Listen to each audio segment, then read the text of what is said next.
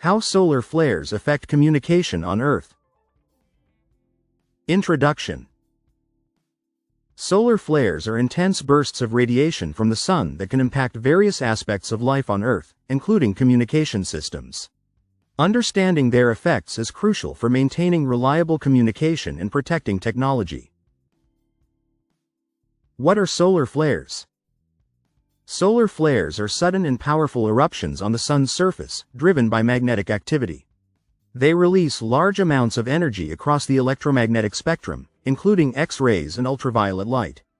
This energy can influence Earth's magnetosphere and ionosphere.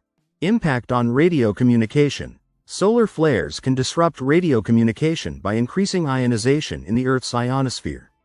This can cause radio signals to be absorbed or scattered, leading to temporary blackouts or degradation of high-frequency, HF, radio communications, which are crucial for aviation, maritime, and emergency services. Effects on GPS systems. The increased ionization during a solar flare can affect Global Positioning System, GPS, signals. The ionosphere's variability can lead to errors in positioning and timing, impacting navigation systems used in aviation, shipping, and personal devices. Interference with satellite communications. Solar flares can also affect satellites orbiting Earth. The increased radiation can interfere with satellite electronics, causing malfunctions or temporary outages. Satellites used for communication, weather monitoring, and Earth observation may experience disruptions during flare events. Impact on power grids. Although not directly related to communication, solar flares can affect power grids, which indirectly impacts communication infrastructure. Increased geomagnetic activity can induce electrical currents in power lines, potentially causing transformer damage and outages that affect communication networks.